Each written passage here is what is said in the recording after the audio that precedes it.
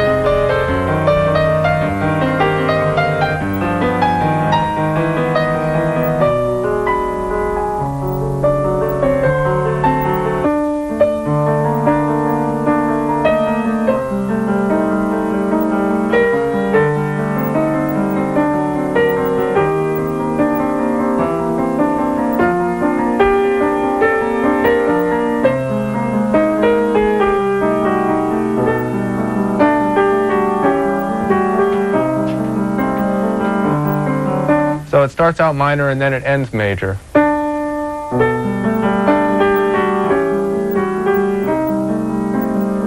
Back to minor.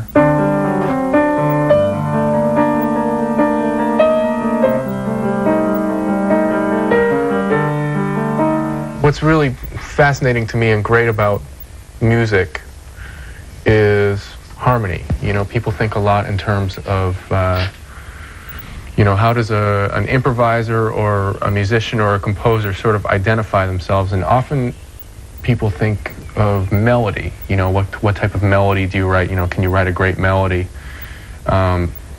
People don't talk as much about harmony because it becomes a little more difficult or specialized to talk in that language about harmony, and you can sort of lose people. But harmony often is sort of the thing that's going on under the melody.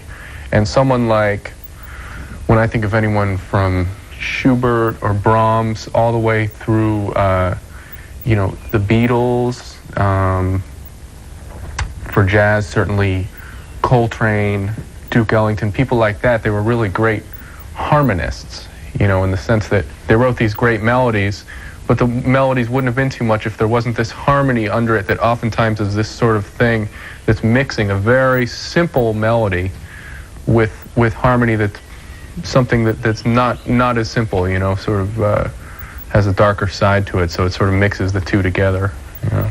Coltrane to me is like the jazz Beethoven, if you want to say, because he came along, you know, maybe, I mean, loosely, if Bird was Mozart, you know, because he just had this incredible naturalness, you had the feeling that it was pouring out.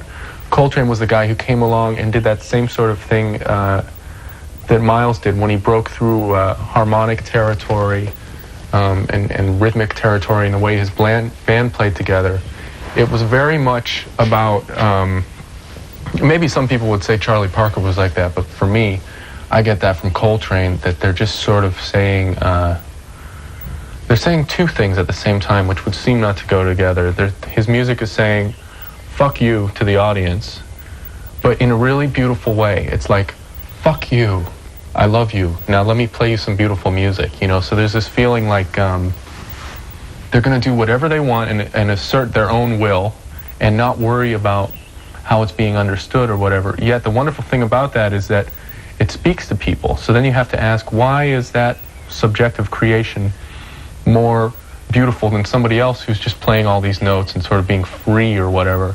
And the reason why, it's sort of, there's no mystery. There's still very strong form. There's a shape to it. Everything is coming from somewhere, and it's coming from a harmonic tradition that stems back, you know, from it contains everything that's already come before.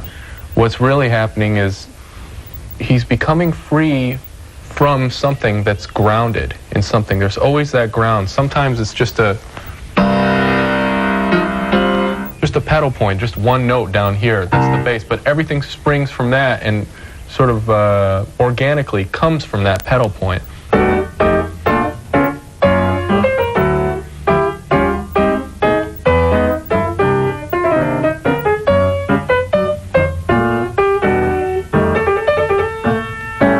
So then when I get to my improvisation, a lot of times what I'll do is just take a little piece of the melody and then sort of fuck around with it and twist it all sorts of different ways, you know, so just that last part sometimes.